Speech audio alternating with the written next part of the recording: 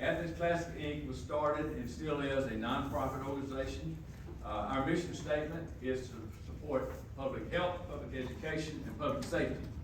Unfortunately, when we first formed, we spent the first 2 years on the public safety aspect of it. And from a public education, I will get into this a little later, but I would say we have candidates here that we'll introduce shortly. But I think we have kind of let it slide, and we take full responsibility by not getting as involved in the Board of Education in the election process. So that's something that we want to put in the back of your minds, or the front of your minds, if you will. But at our last meeting on January 25th, we actually just made the appeal. We said, you know, please, if anyone is called to step forward to run for the commissioner seat, would you please strongly consider that? And I know at least two of the candidates talked to a lot of people, and I know all 3 of them did, but I happened to get a call from 2 of them the morning of the last day of qualifying, and said, I'm on the fence, but I think I'm gonna go for it. And they did. So it is a pleasure for me to make the brief introduction, but I'm going to turn it over to the real moderator in just a second. But you know, I don't want you to assume that you know who's running, so I want to make sure you do. District 2, we have incumbent Melissa Link versus Jason Jacobs. 4 is Allison Wright, unopposed. 6, Stephanie Maddox Johnson versus Rasheed Malcolm. 8, incumbent Carol Meyer versus Mama Sid Waters. And 10, Mike Hamby, unopposed. And then we'll later introduce our district attorney candidate, Kalki Yalamanchili. But I will say on that, Ross, where are you? Right here. Ross actually has the sign-up list if you wish to sign up in endorsing Kalki over here. He has that list. So Well, that's a petition at the desk here, if you want to sign it on the way out. all right. We're pleased to welcome Tim Bryant. And I don't know if anybody in here doesn't know who Tim Bryant is. I listen to him every morning and at home, you know, on the way to work and so forth. But Tim is the WGAU, and I like to use the moniker that is stated. He didn't say this, but it said, Tim Bryant, Radio Hall of Fame and News Director for Cox Media. Please, Tim, I'll turn it over to you.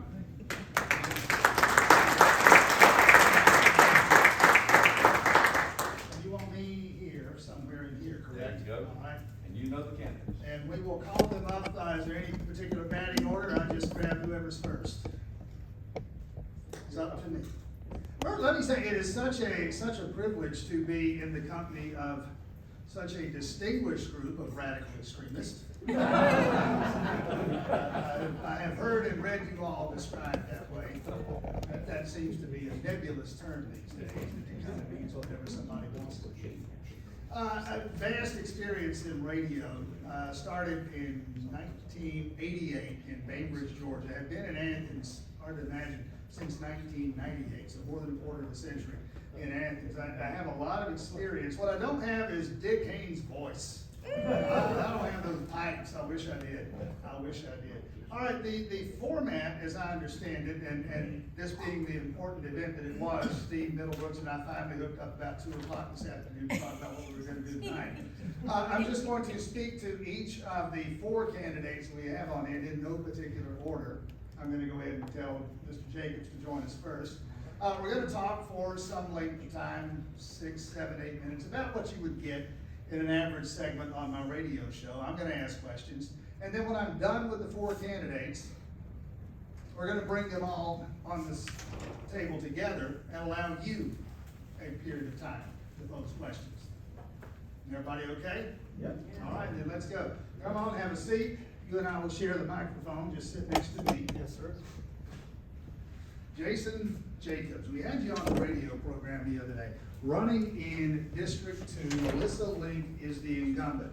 Tasha, softball first. Draw some distinctions between your view of how local government should operate and how you perceive her view on the same subject. What separates you politically from her?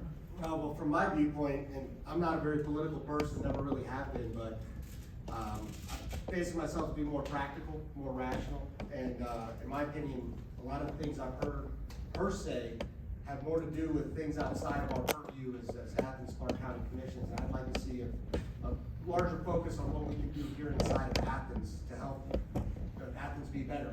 I've gone to her with a couple of different issues over the years. She used to be our commissioner for downtown, which I have a business downtown, and I just felt like my voice wasn't really being heard. So I thought I could affect a change. And at the same time, in talking to a lot of people, a lot of folks that live in my neighborhood, they feel the same way, that they're not being heard necessarily, or they're getting talked past. Let me pick up on that one, because as I said, I've done this for a while, and I don't believe I've ever heard a candidate, especially a candidate who's not an incumbent. I mean, everyone I've ever heard running for whatever the office is, from county commission, to school board, to state rep, to governor, every single one of them says the same thing. Voices are not being heard. Mhm.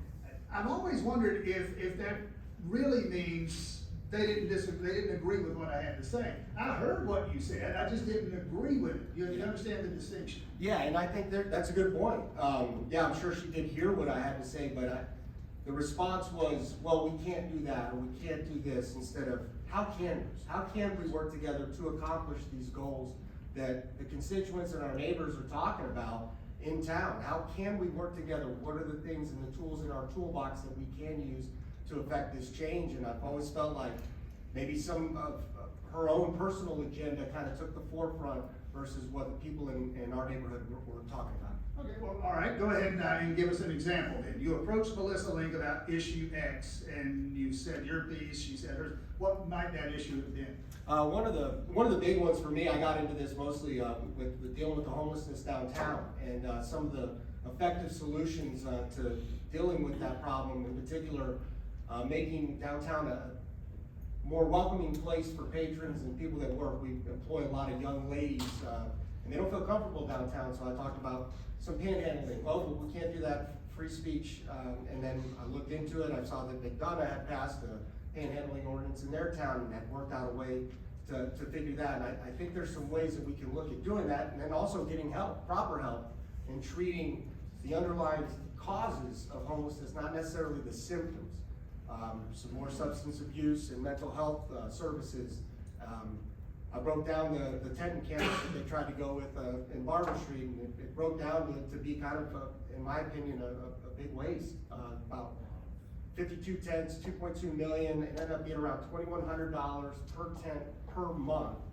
And I just thought there was a better way, and even offered some solutions. I'm not a person to bring up problems without having thought of a solution.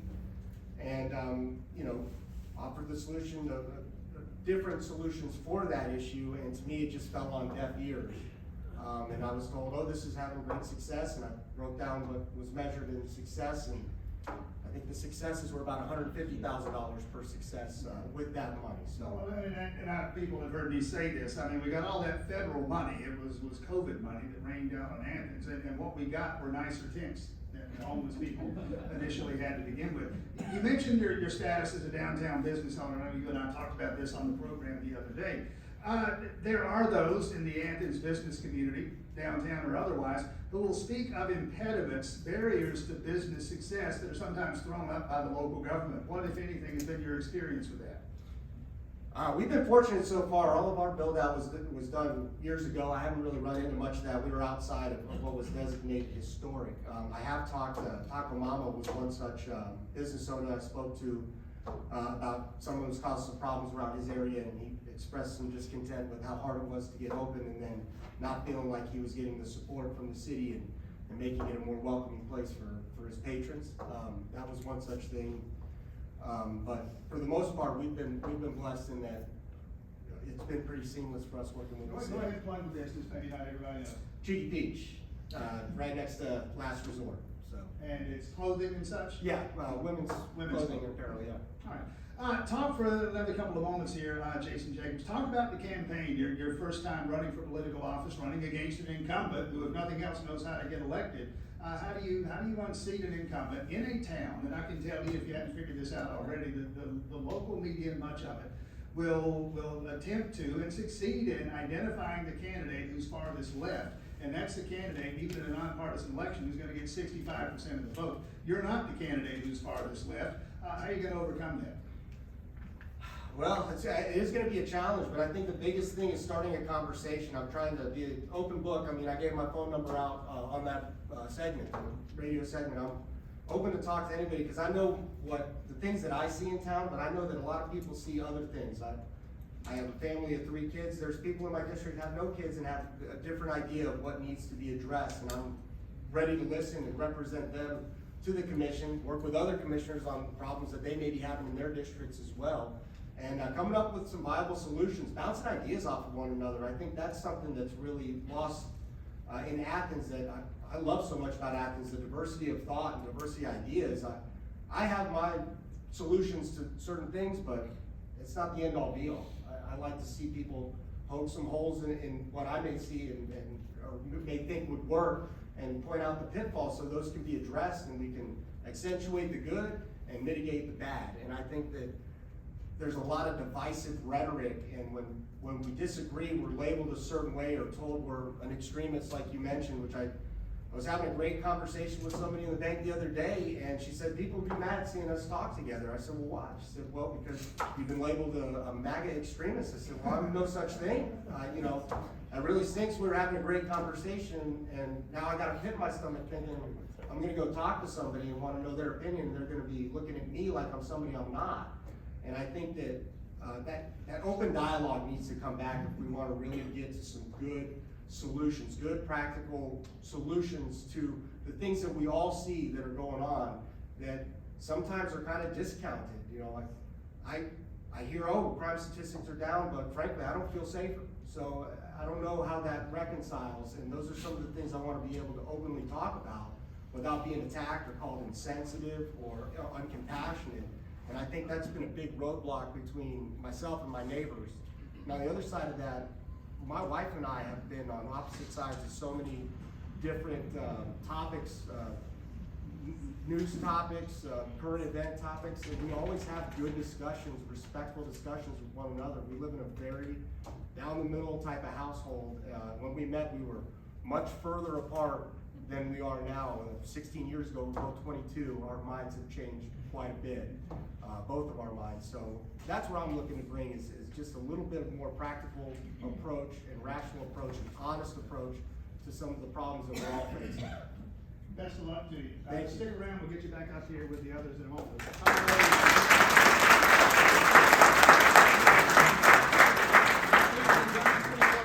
Johnson, let's go ahead and hear from you. And while she's making her way up here, a quick story that some of you may know, and probably most of you don't. It's a question I get.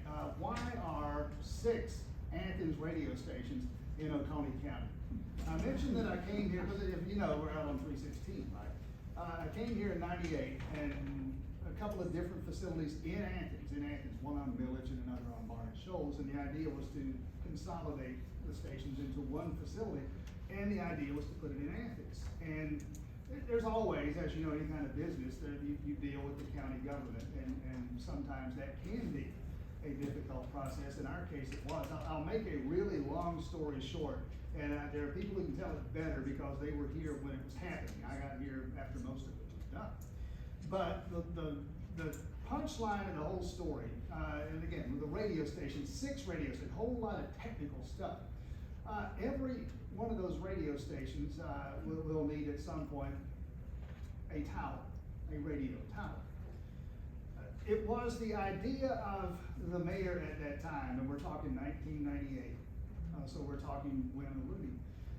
And I love Wynn, and we all should. But this will give you some sense of where the local government was in terms of dealing with business then. We need a tower. How tall? 300 feet. Well, that's awfully tall. Yeah, but it's a necessity. We have to have a radio tower. True story, Gwen's response was, okay, you can have your tower. Can you paint it blue to blend in with the sky? That is why we are in Oconee County. And if you know anything about radio towers, and quicker, a lot of our radio towers are 299 feet tall. Why? Because at 300 feet, you have to start lighting them. And so, but The idea of having a tower that is red and lighted and visible is what? To keep the planes from flying into them. So the idea that we would camouflage a radio tower, that was the business climate in 1998. I trust it's improved, but then again, I don't know. All right, that does not come out of your time, Stephanie Johnson. Stephanie Maddox Johnson, you were on my radio program a couple of days ago, and we had a fine exchange. I want to bring up something that didn't come up, and folks will want to know, and you're going to have to speak to this, I'm sure, at every turn. Your role as auditor in the Athens Clarke County government came to a rather abrupt end. As much as you want to talk about that, tell us what happened and why. Thank you. Hello, can you hear me? Or it's dead, it's probably dead, so yeah, no, it's lighted up. It is dead. We'll just shout, speak up. Well, I will say that that's not fair. I didn't get a softball. How about that? I'll give you some softball. Okay. Spend some time on that, because I know people know, it's been, Yes. it was reported when it happened. And- Yes. And so tell us what happened from your perspective, as much as you can, and maybe some things you don't want to talk about. Well, what I can say is that I worked in the internal auditor's office as the internal auditor for the county, and my contract was renewed 4 times, and 2 months after the 4th approval, I was terminated on a Friday night at 7 p.m. And that's all I can say. And that's all you can say or will say? Can say. I have an attorney. This isn't a pending litigation, Yes. or this is potential, okay, fair enough. Let me ask the question this way, what did you learn in that job, what experiences did you have in that job that you would bring to the role of being a county commissioner? Wow, okay. There are many different things that I took away from that role, but it started with my position in the finance department. First, I learned about the budget from the finance department staff, and not only just the general fund budget, but all of the other funds that you never hear about, the enterprise funds, the special revenue funds, the SPLOS funds, the T-SPLOS funds. They're all separate and they're all accounted for. The courts have their own fund. I say all that to say, that's where my knowledge began to grow, and monitoring different department spending and understanding the different things that departments needed. When I transitioned over to the auditor's office, it was from an operational viewpoint. So I had considerable information about most of the departments within the unified government. I think there were only 4 out of the 55 or 60 departments and courts that I had not been assigned to by that point, and that was 2014. But I had enough information about the operations to be effective and efficient in the Office of Operational Analysis. And most of the audits that were assigned to that office were from an operational or programmatic or fiscal standpoint. You're on my program the other day, and my word, not yours, but you described yourself. What you do for fun, it sounds like, is sit around and pore over those kind of financial reports to the point where you become kind of wonkish in your knowledge of local government operations. Well, let's just say that I can no longer get my car in the garage. Right? True. Yes. So I have multiple 8-inch binders of data. I really am a student of whatever I'm into. And in 2010, when I first began working for the unified government, I came from a corporate background. And so I had extensive experience with 3 different industries in corporate America, but not local government. And it was so different and such a hard transition that I became a student by default. I began watching meetings starting 2 years before I started. So I went back to 2008 and began watching meetings when Kathy Ward was on the board. So I started there and I watched a meeting every day from 2008 until 2014. And It's my job and I don't do that. It was quite interesting for someone who has no concept of what to expect and understand. I would come into work every day, Monday through Friday, and I would pull up the next meeting on my monitor on the right, and I would work on the left monitor all day. And I would listen, and sometimes I'd turn and watch, but it was eye-opening. by default understand the patterns, the decision making, who's the boss, how they're jockeying for you do mine, I do yours. But maybe on purpose, maybe not so much on purpose. They're boutique projects, what I care about, what you care about, by default, you learn those things. I know your color's purple, my color's blue.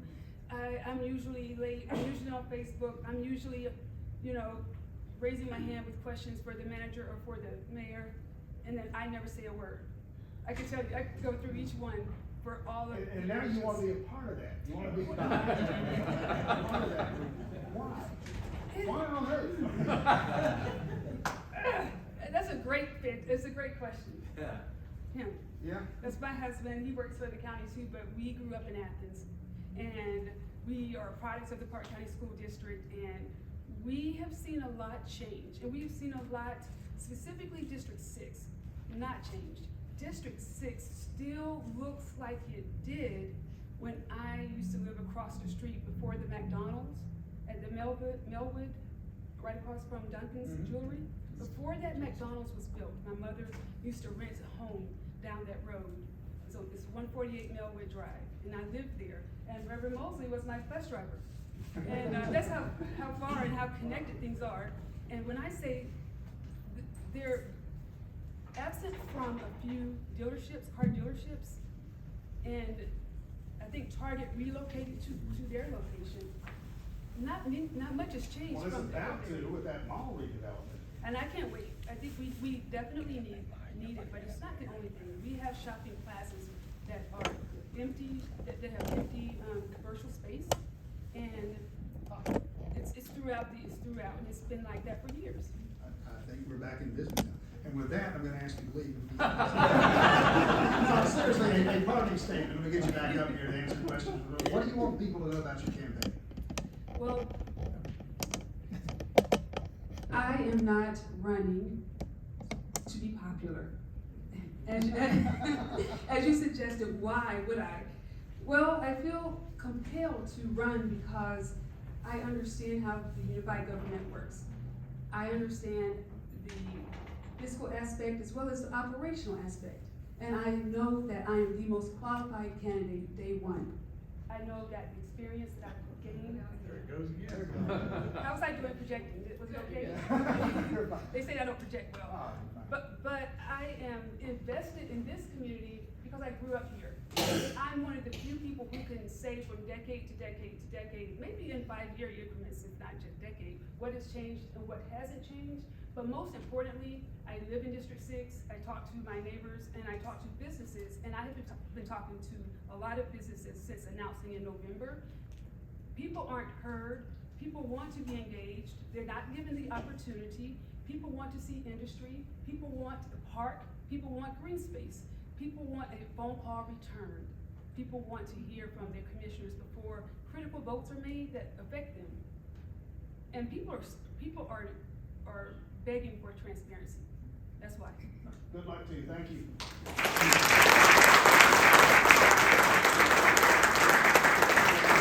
Sidney Ann Waters is here someplace. Sidney Ann Waters.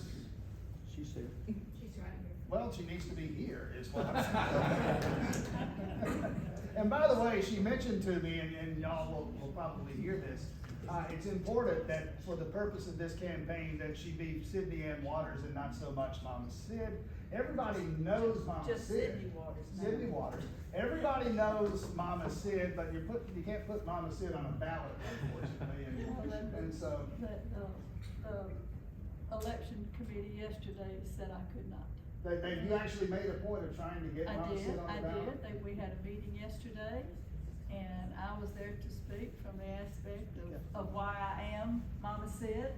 My son came and he stood up in front of these group of people and said, I've never done this before, but I need to tell you how my mother is Mama Sid. And he told his experience in middle school and how his friends called me Mama Sid because everybody called me Mama anyway, and they started calling my son Sean Sid, and so I became Mama Sid, and Jim became Papa Sid. And 4 years later, when we opened the store, they named the store, and so Willie Fambro yesterday commented, well, her business name is not Mama Sid, her business name is Mama Sid's Pizza. But I was quite surprised that, 3 people came to speak, against me putting my name on the ballot, and one of them was Carol Myers. And that, it sort of really surprised me. And, but the board voted 3-2 that I could not put Mama Sid on the ballot, even though all of them agreed, it's my name. It's who I am. You were, when I got here in '98, you were on the school board. How long have you been on the school, how long were you on the school? I was on the school board, I was elected in '96 and served through 2008, 12 years. So 12 years on the school board, out of local government all these years. I turned on the Fox News channel at 5 o'clock the other morning, there you are, running for the Athens Clark County Commission. That's right. Why jump back into these, pardon the pun here, why jump back into these waters?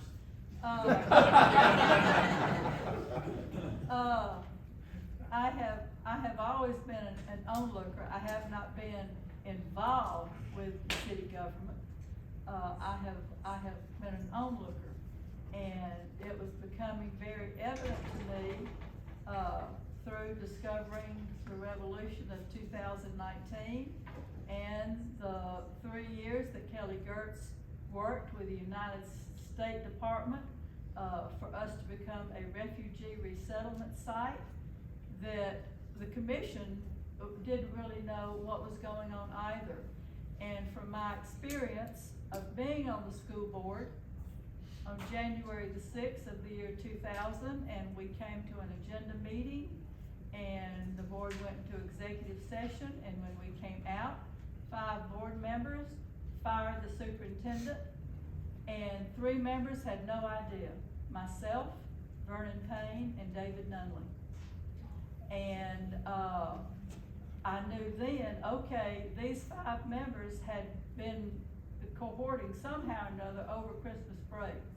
And when they left, when they got there, one of them told Beverly Cox, the newspaper reporter, don't leave, it's gonna get good. I heard from Tim Bryant the next day going, I didn't get told anything, so I went home. And so he did not know about it firsthand, but the 3 members petitioned the state attorney general to look into the sunshine law and ethics. He in no way laid an ethics claim on those 5 board members, but he did send a 6-page report saying, I do not want to see your names on my desk ever again. That it was very evident that 5 members did discuss in some way or another. You can't say 10 feet were under the same table at any one time. And that's when I became really a rules member. If you have a rule, you have to abide by it. And when I woke up this morning and saw on Newsbreak and on Online Athens that our board at a board meeting maybe last month, when it came up about the short-term rentals, and they had already passed, what they were gonna do with them, but then they came back with an amendment. And because Allison Wright had to recuse herself, the vote was 5-5. 5-5, 5-5 with 3 votes. Kelly Gertz said, we need to break for 15 minutes. They did not go into executive session. And so they broke, and about 25 minutes later, they came back to the board and they voted unanimously against the STRs. Today, several short-term rental people are suing the Clark County Board of Commissioners because of ethics rules. It was very evident. They met upstairs, downstairs, somewhere in that meeting in those 25 minutes, and came back, and the vote was unanimous. 5 people changed their vote. Now, to me, because of my experience with the school board, that sends up red flags to me all What the can time. one commissioner do about that? I don't know, but I can definitely raise my hand and say, did I miss the meeting? Yeah.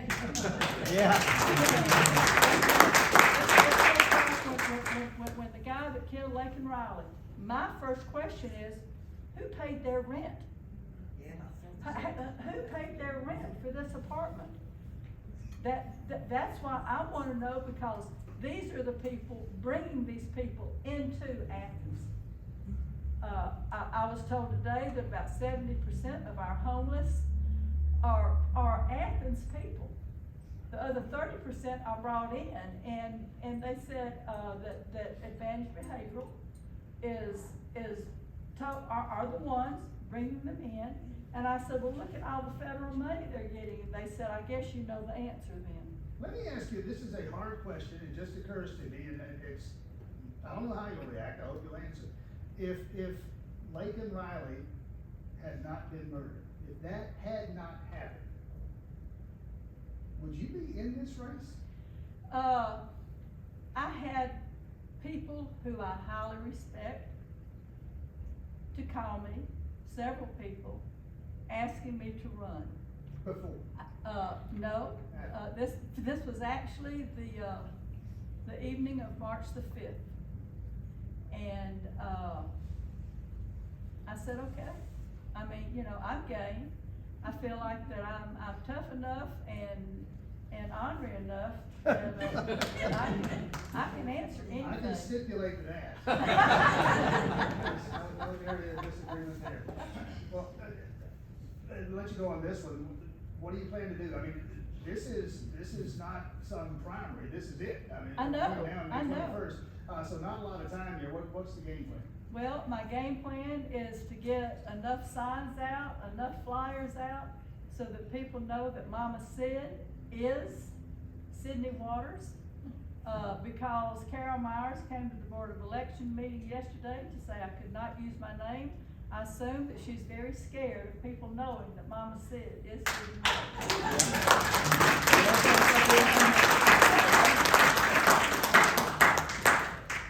Thank you so much. Thank you.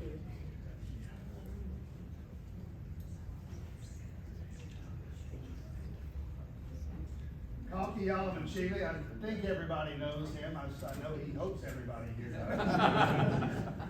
We were talking earlier, the petition drive, your decision you could have avoided this. You could have qualified as a Democrat, you could have qualified as a Republican.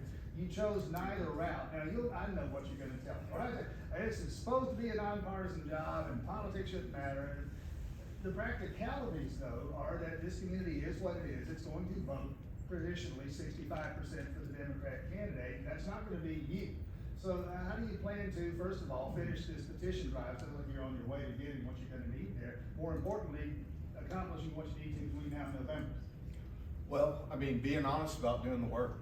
You know, that's the one thing, you're right, it does add the added requirement that we get 5% of the folks who are eligible to vote for district attorney in the previous election cycle, which is 5,406 people, to sign a petition to have me on the ballot as an independent. But what that means is we've built an incredible grassroots network. That's We right. have over 100 volunteers who have volunteered to circulate copies of the petition themselves. I was talking to somebody who's running a congressional primary, and I told them that, and they told me, wow, how did you get 100 volunteers? And the answer to that question is that this community is tired of being divided for the personal benefit of some people on the issue of public safety.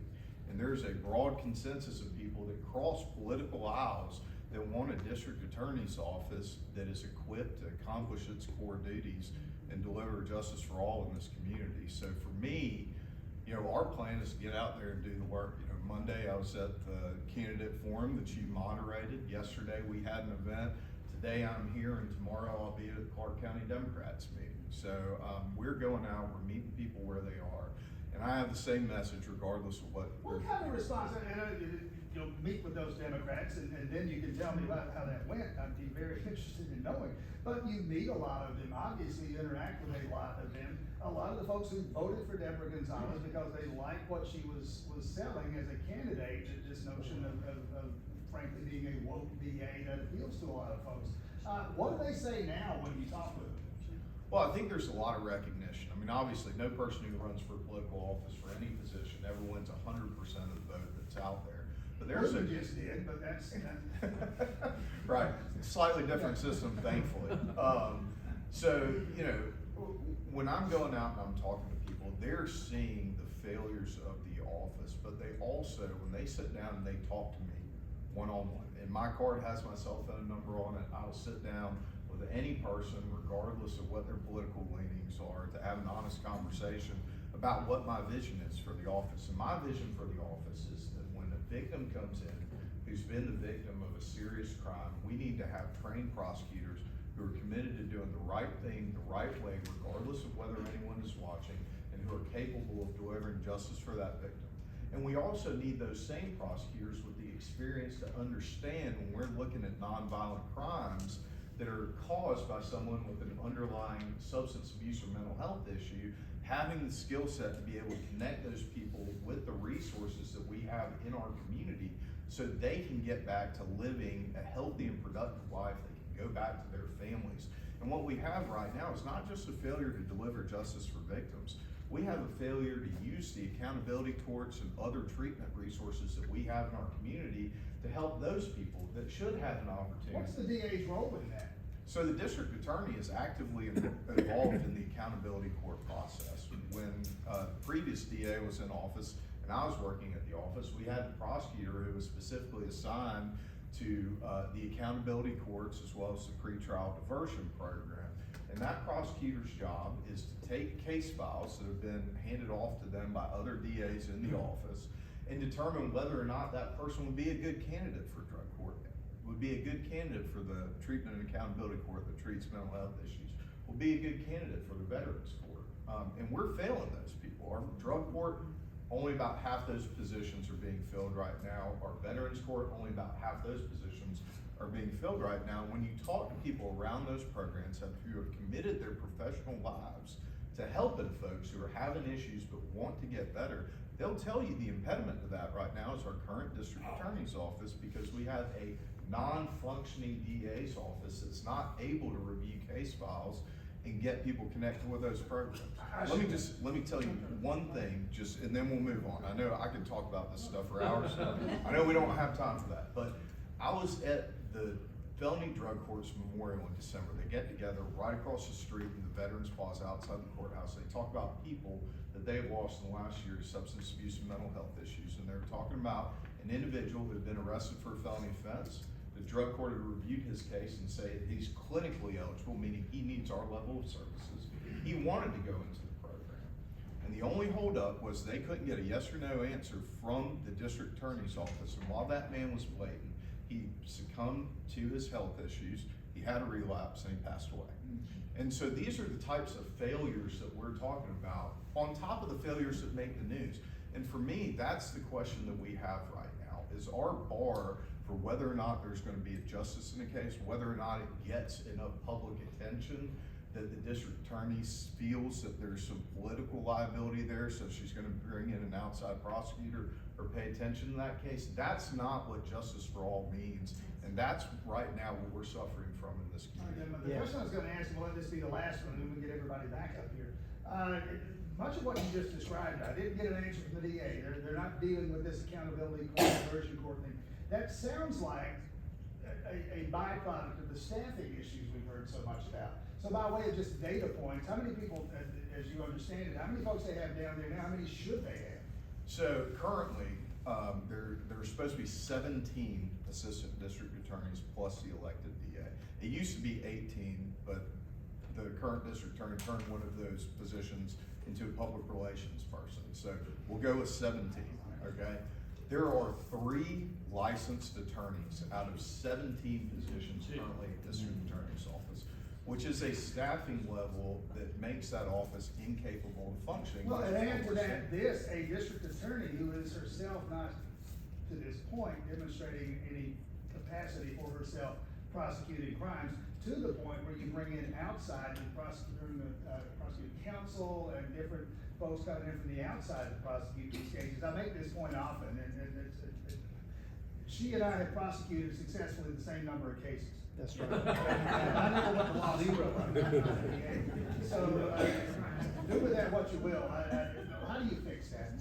Yeah, so I mean, frankly, that is the initial monumental lift of getting in and fixing the office, is restaffing the office. And so And this is not coming from a place of being presumptuous about winning this election. We got a ton of work left to do to get on the ballot, and then we got a ton of work left to do to get the change that we need in this community, in Clark County and in Oconee County.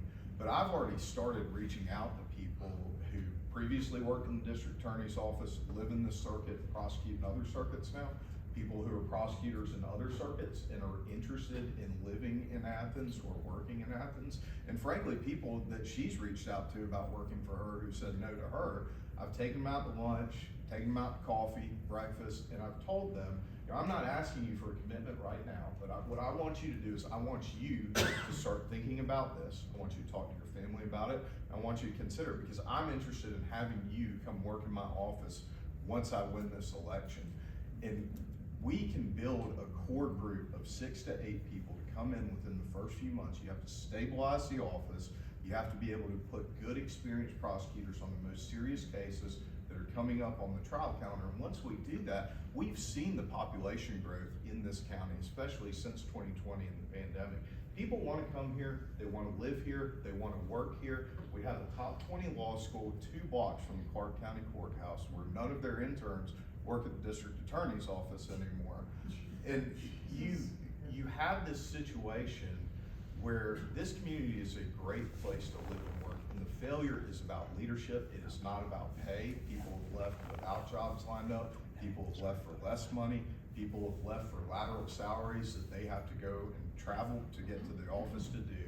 We can rebuild the office once we develop a culture that says, hey, this is a place populated by good trial attorneys who are willing to mentor younger attorneys and who are committed to doing this job the right way, regardless of whether anyone is watching. Keep your seat. Let's get the others back up here.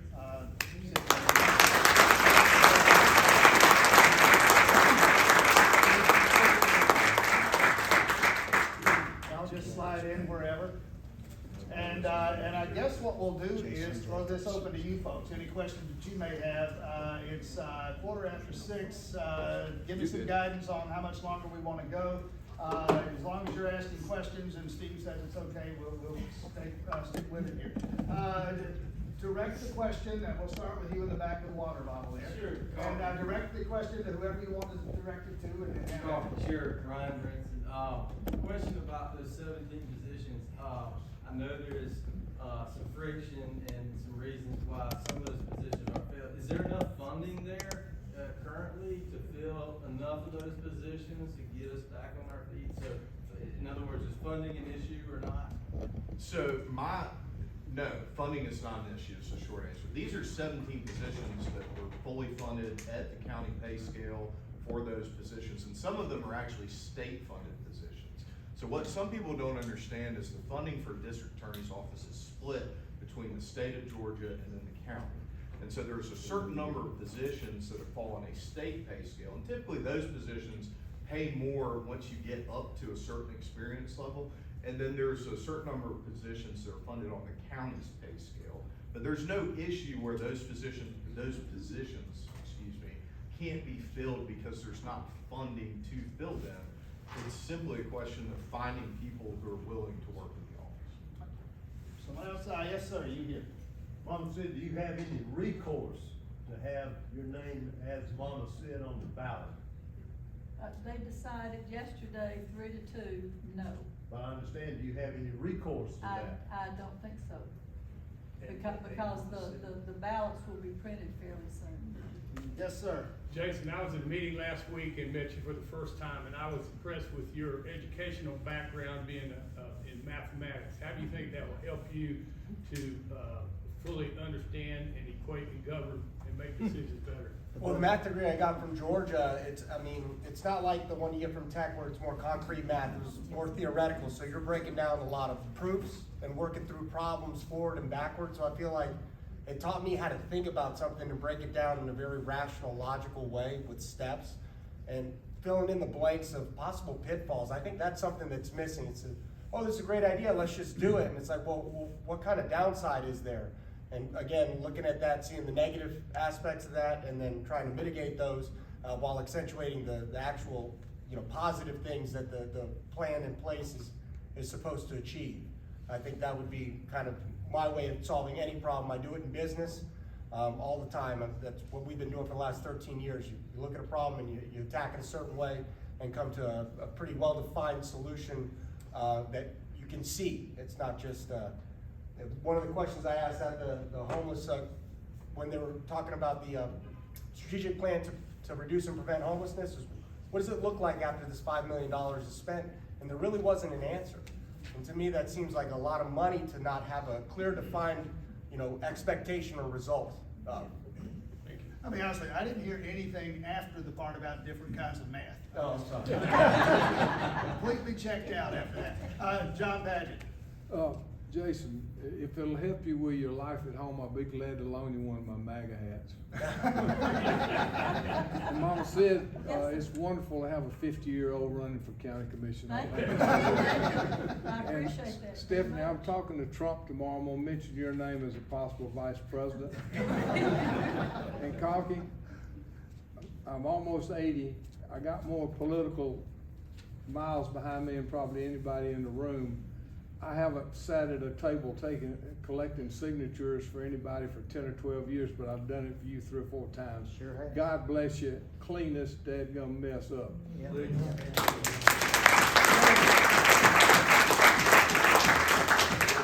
would love to answer the question.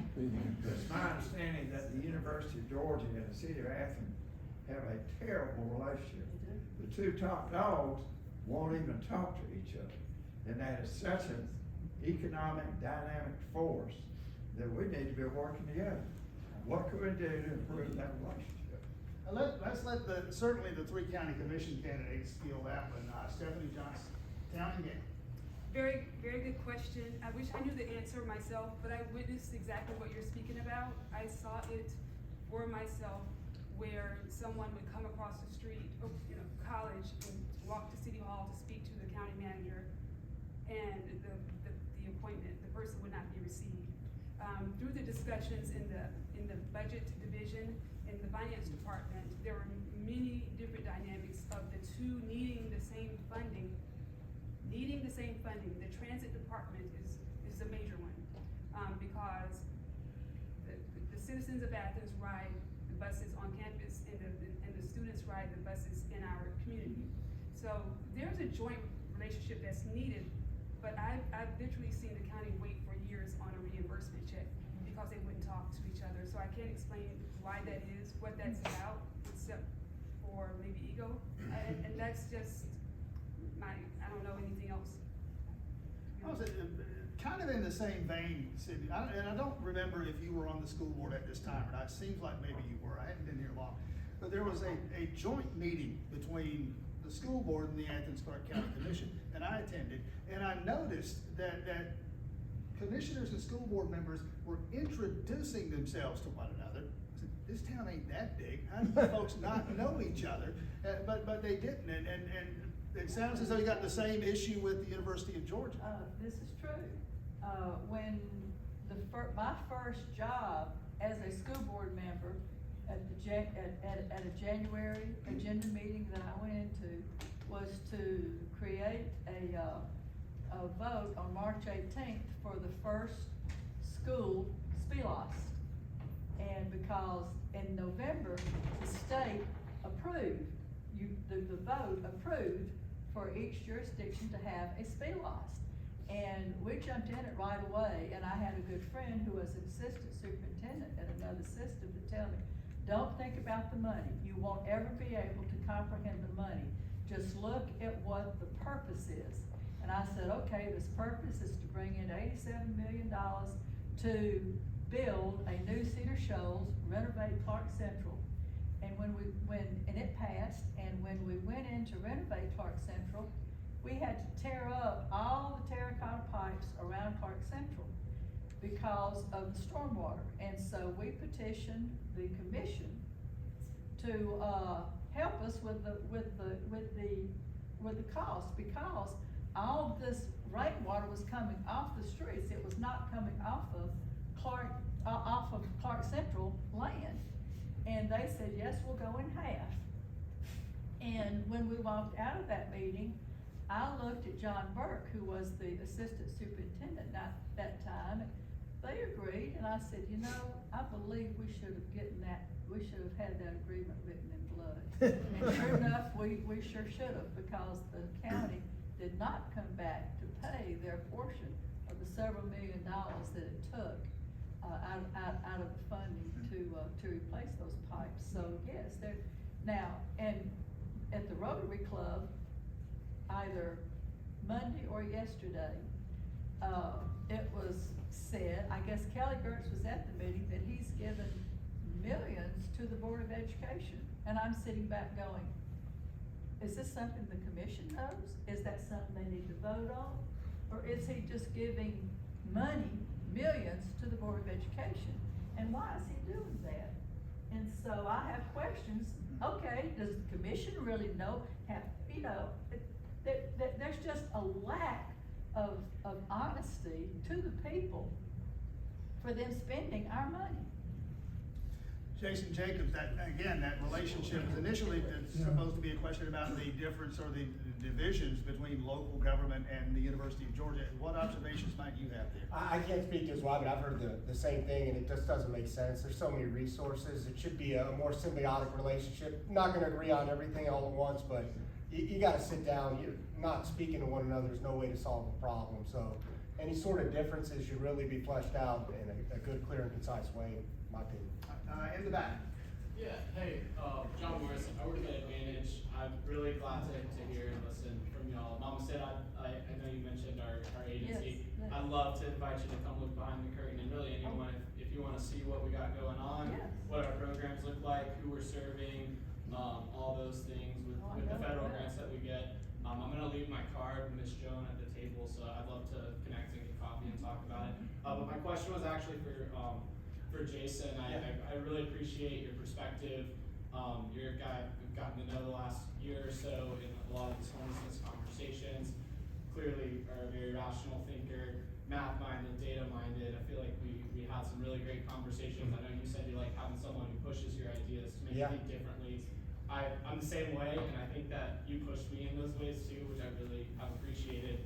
I just wanted to ask what was your reasoning for stepping down from the Athens Homeless Coalition Board in the past couple weeks? Yeah. Because I do think that you had a really awesome perspective on that board, and I think that the Homeless Coalition is really missing your perspective having stepped down. Well, I appreciate that, and I think the Homeless Coalition is gonna do some real good. I do think bringing all those organizations together, and I learned so much in being in those areas, because I feel like there's a lot that needs to get come together informationally, and I think there's a lot of great ideas, a lot of people that work there that are on the ground and know some real good solutions. My big thing was with the low barrier shelter in that plan. I always kind of had a problem with that, and I was hoping that being on that board, I could convince otherwise the low barrier shelter being about $2.2 million for a low barrier shelter. Low barrier meaning no requirement for sobriety and no criminal background checks. And those two things didn't sit right with me. And that was one of my main reasons. I thought I could affect change, but when everything happened and the response to our city, I just didn't see that happening. Going back to not being heard. Too many times, we'll take that into consideration. It seemed like the decision was already made. And for me, it was a decision. I didn't want to be a part of something that might bring somebody into Athens that would hurt someone else. Again, I employ 25 at any time, part-time employees, young ladies in college. I've heard their fears. And when that happened, that situation with Lake and Riley, we heard about it through the pipeline of sorority girls that work for us. And so my first thought initially was that it might have been a homeless person that had committed that crime. And that's been a fear that I've expressed back to Nancy Dentz in 2015. So being a part of that, it just didn't sit well with me, and I thought I could maybe affect change in a different way, because I didn't see that as something that was going away and something that would be addressed.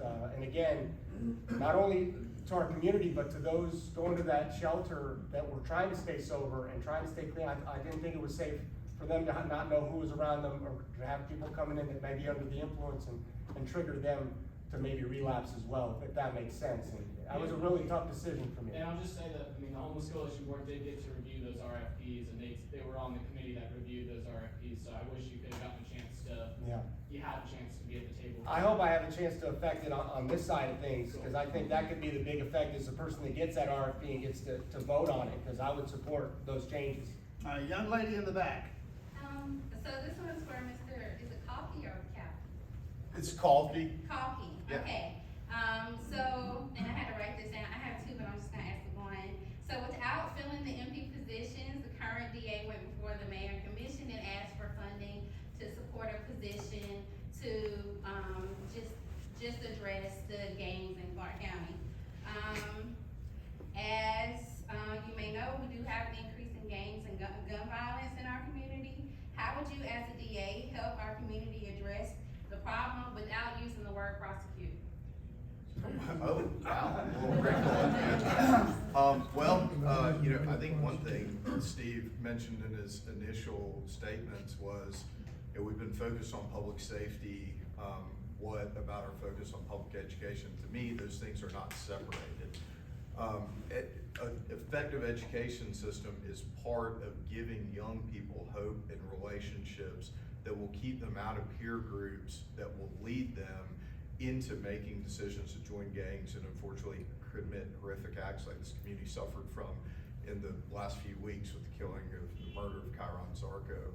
It's something that I've talked with Pastor Mosley about the fact that the district attorney's involvement a lot of times when we get down the line in these situations has to come from a public safety response perspective rather from a perspective of how do we pour into these young people. And one of the things that we talked about, and I've talked with several other pastors in the community about, is that when we have these young people who are maybe coming into their first contact with the criminal justice system, committing nonviolent offenses, it's not enough for us to just say, we just want you to stay out of trouble for the next period of time, and then, that's it.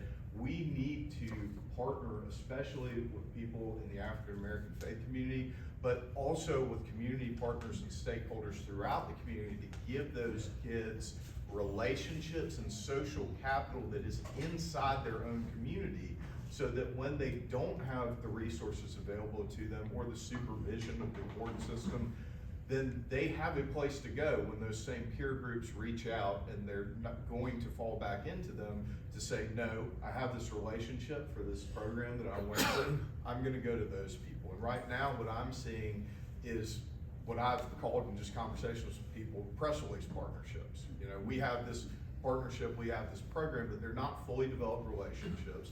There's no staff member that I'm aware of. I'm committed to creating, once we refund or restaff the office, a paralegal level position whose job is to coordinate with community stakeholders to manage those relationships so that we can find people who are going down a path and hopefully turn them back to a better path so that they can be contributing members of their community.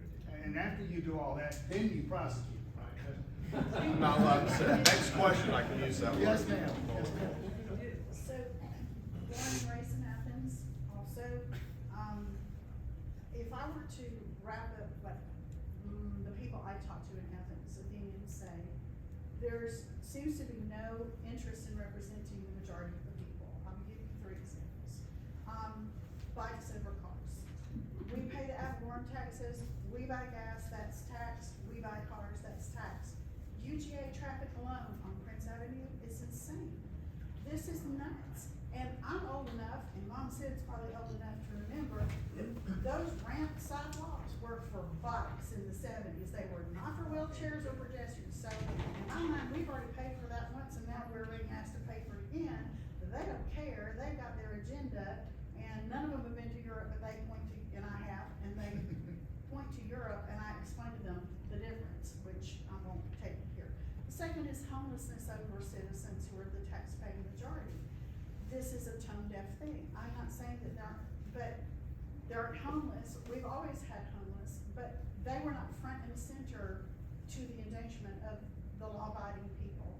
And that is a problem that nobody seems to answer. The last one may seem controversial to y'all, but it's history.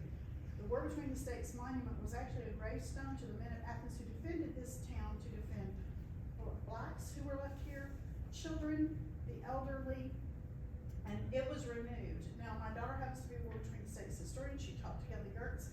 He told her that he knew the law, that the Sons of the Confederate Veterans had lifted the memorial, it was not in danger, which is all allow law them to move it. It had to be moved to an equally prominent and accessible place, it is not, it has to downtown Athens. And do you know that it cost us $1 million to move a thing that the University of Georgia students were having a hissy fit about, but the townspeople didn't want moved. Gertz told my daughter, I know what the law says, I have tasked the city attorney to find a way to move it. So, he didn't care what the Athenian said, and he told her the UGA students were upset about it, and she said, sir, they have a president, and you're not it. You were hired to, represent Athenians, and you're not. So, one last thing, and that is the Judeo-Christian foundation of our country, whether you know it or not, one of the first items of business for the very first Congress was to take public funds to buy hymnals for a part of the country. So, none of these that I have mentioned, or any of the majority of the people who are church members, God-fearing, and this is our history, feel like we are being represented of the crowd I talked to, and this is 60 and older, maybe 60, 70, I want to, because we're running short on time here. So, Can we the long get and to the a short question? is, of these things, where the majority is not represented, and these were my examples, how can you, on the commission, take on the rest who are not like-minded, and maybe change things in this? All right, everybody briefly starting with Stephanie. Yeah, Well, I think being open-minded and pragmatic, just starting right there and being reasonable. Everybody's not going to agree with me, and I might not agree with everyone else, but I think the spirit of compromise is important to me, and I hope it is to my colleagues. With I feel issues like we that get compromised by them, and they refuse to compromise with us. Well, I could say this definitively. I won't be a rubber stamp. I won't be a rubber stamp for anybody. I lost my job because I wasn't a rubber stamp. A job that I loved. So when it comes to speaking up and being faithful to what I believe to be the right thing for the many and not the few, I will do it again. I believe in speaking for the many. It's the betterment of all mankind, my mom would always tell me, is to work in that spirit. Mama said. People have asked me, what do you plan to do? I'm only one vote, but I'm one vote that hopefully can throw enough sand in the crawl that I can become dang irritating.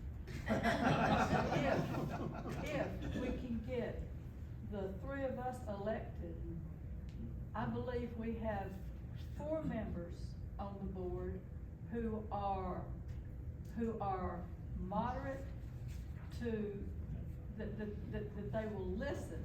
If we get us on the board, Kelly Gertz is really gonna swing. Jason Jenkins. Likewise, I'm not a rubber stamp. I've always thought for myself, and to me, there's more pressing issues that I like. That's what's getting me with the bike lanes, for example.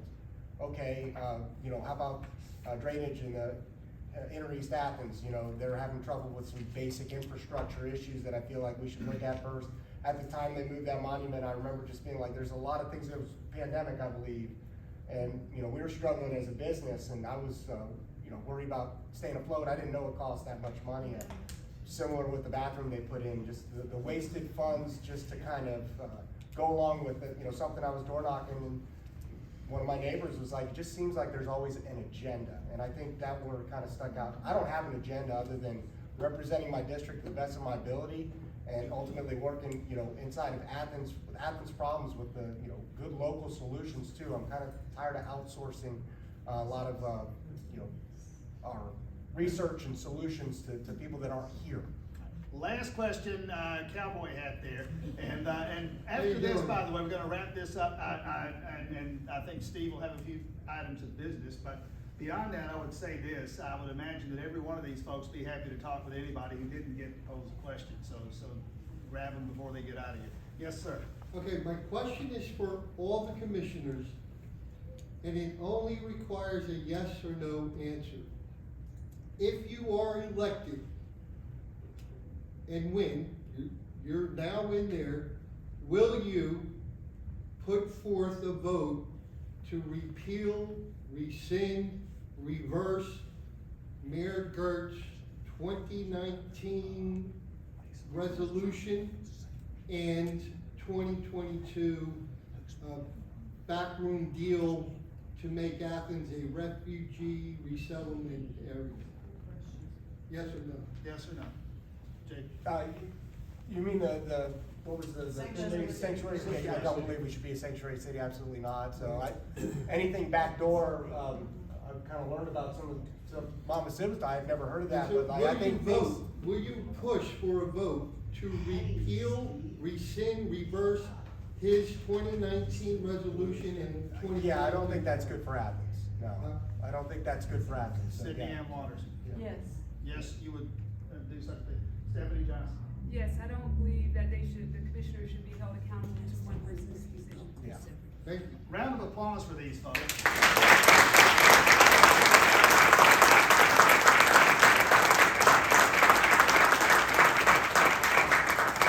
Round of applause for me. Thank you all. Thank you so much. Thank you. Steve? Y'all welcome to sit right there. It's been an hour already. I want to respect your time. However, I've had numerous calls to talk about some other agenda items. And separate from this, but I cannot express how proud I am that y'all came to share with us. But I would ask each of you, would you mind quickly telling how someone can contribute to you? Start with you, JJ. Jacobs for Athens is my website. Take a look, there should be a donate button there, and any sort of volunteering would be great. I welcome it all. It's short notice, so we got a lot of ground to cover in a short time to do it. electmamasid.com. It's also on Elect Mama Sid on Facebook. Or you can stop by the store and leave money or a check. Thanks, Steve. So our website is kalki4da.com, KALKIFORDA.com. You can follow us on social media at Kalki4 District Attorney on Facebook or Kalki4DA on Instagram or X, which I'm never on, but I think we are on. Kalki, do you have blank forms that we can help take around and We get signed do. today? So what I will do is if you come up to me, I'm happy to hang around and talk to anybody that wants to. I will give you a card with my email address on it, and then if you email me, I can send you. We have an email with very detailed instructions because forms have to be filled out a certain way, signatures have to be collected a certain way, and also have a link where you can download and print a copy of the form yourself. So we want to make sure we get you the instructional email, because the last thing we want to do is have people out there working hard for us, and then it turns out the Secretary of State's office won't accept your sheet of petition because of some procedural error. And Oconee and. That's right, they have to be separate, all of that. We have pictures of how things should be filled out. It's very detailed, and then on that card's my cell phone number too, so if you have questions. How many more signatures do you need? So, we are shooting to get 6,500. We're closing in on 4,000 now. We're less than halfway through the circulation period. We have till July 9th at noon to collect all the signatures. So the actual required number is 5,406, which is 5% of the number of folks who are eligible to vote for district attorney in the previous election cycle. So I know that's a lot of numbers. The important thing is we got more than half the time period left. We're well over halfway there. And just, I mean, the support's been incredible. Volunteers been incredible. Okay, I need a lot. My Facebook page is Steph46. Facebook, I have a website, Steph, STEPHFOR, the number 6.com. Same with Instagram. And I'm looking for yards to place a sign, businesses to place a sign, donations, and I'm looking for opportunities to speak to you all. So if you are active in your HOA or in your neighborhood, I want to come speak with you. I don't mind earning your vote. I want to earn your vote, so please call me. Thank you.